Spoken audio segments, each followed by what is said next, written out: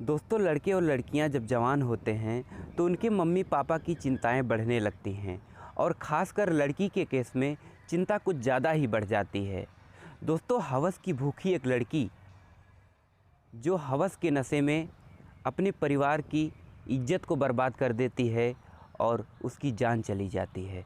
दोस्तों, इस घटना की पूरी सच्चाई जानने के लिए आप इस वीडियो को आखिरी तक ज़रूर देखिएगा। नमस्कार दोस्तों, मेरा नाम है इंद्रजीत और आप देख रहे हैं क्राइम कंटेंट। दोस्तों, ये जो घटना है ये छत्तीसगढ़ की है, जहाँ पर एक सीमा नाम की लड़की रहती है जिसकी उम्र है 22 साल और उसका एक भाई है जिसका नाम है दीपक। दीपक की उम्र है 25 साल। दोनों भाई बहन अपने मम्मी पापा के साथ अपने घर पर रहते हैं और खुशहाल ज़िंदगी जीते हैं।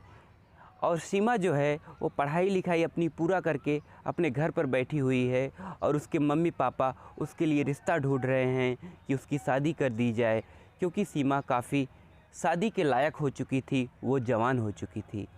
दोस्तों, लेकिन एक दिन की बात है, सीमा अपने मम्मी पापा से कहती है कि मुझे भी स्मार्टफ़ोन चाहिए जैसा भाई के पास है, मैं भी उसमें गाने वगैरह सुनूंगी, मेरा टाइम निकल जाएगा। तो उसके मम्मी पापा कहते हैं, बेटा अभी हम गरीब हैं, तुम जानती भी हो, समय आने पर तुम्हें भी मोबाइल दे दिया जाएगा। लेकिन दोस्तों, वो ज़िद करके बैठ जाती है तो उसका भाई उसके लिए एक स्मार्टफ़ोन कहीं से उधार लेकर के दिलवा देता है। जब उसको स्मार्टफ़ोन मिलता है तो वो बेहद खुश होती है और उस पर फेसबुक, इंस्टाग्राम, यूट्यूब सारे ऐप, सोशल मीडिया ऐप चलाने लगती है। और वो ख़ासकर इंस्टाग्राम पे ज़्यादा ध्यान देती थी और उसकी दोस्ती काफ़ी लोगों से हो गई थी और सभी से वो चैटिंग और वीडियो कॉल बात करती थी। उन्हीं में से एक लड़का था बबलू। बबलू की उम्र जो थी 25 साल थी। बबलू से उसकी दोस्ती हो जाती है और धीरे धीरे वो दोस्ती प्यार में भी बदल जाती है और दिन रात उन दोनों का फ़ोन कॉल चलने लगता है और प्यार वाली बातें होने लगती हैं। और बाद में जब पता चलता है बबलू जो है वो पड़ोस के ही एक गांव का है, तो उसकी खुशी का ठिकाना नहीं रहता है। वो बबलू से बहुत प्यार भरी बातें करती थी और उन लोगों में गंदी बातें भी होती थी।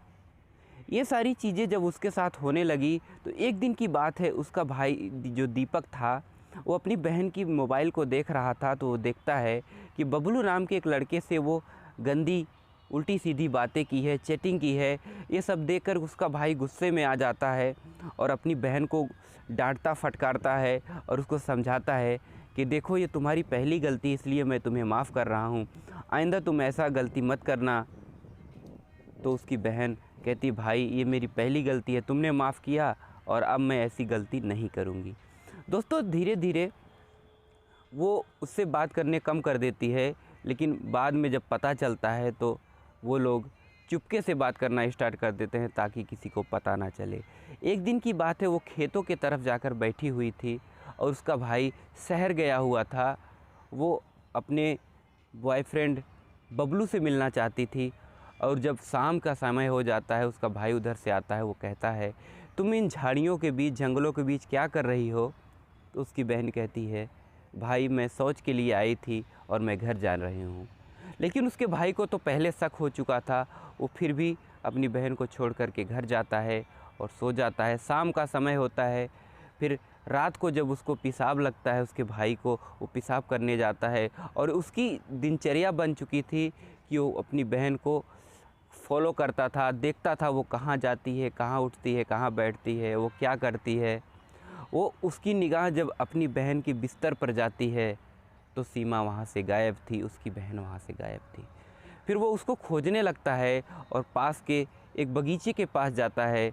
उस पेड़ के नीचे उसकी बहन नग्न होकर के अपने बॉयफ्रेंड से संबंध बना रही होती है। ये बातें सुन करके उसका भाई गुस्से में आ जाता है और दौड़ के जाता है, उन दोनों को पकड़ लेता है और उसका बॉयफ्रेंड छुड़ा के भाग जाता है और अपनी बहन के बालों को घसीट कर वो मारता पीटता है और कहता है, मैंने तुमको समझाया था कि तुम इन सभी चीज़ों के चक्कर में मत पड़ो, लेकिन तुमने मेरी बात नहीं मानी।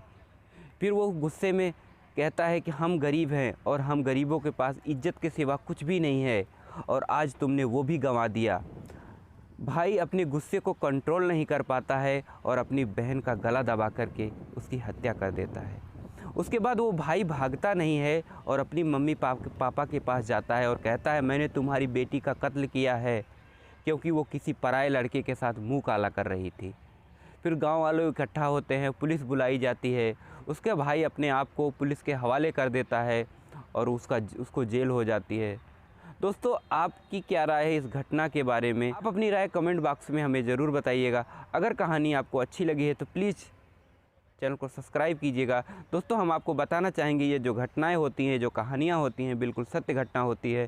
दोस्तों, ऐसी सत्य घटना से रूबरू रहने के लिए आप हमारे चैनल को सब्सक्राइब कीजिएगा और वीडियो को लाइक कीजिएगा। दोस्तों, मिलते हैं किसी अन्य क्राइम घटना के साथ। तब तक के लिए जय हिंद, वंदे मातरम।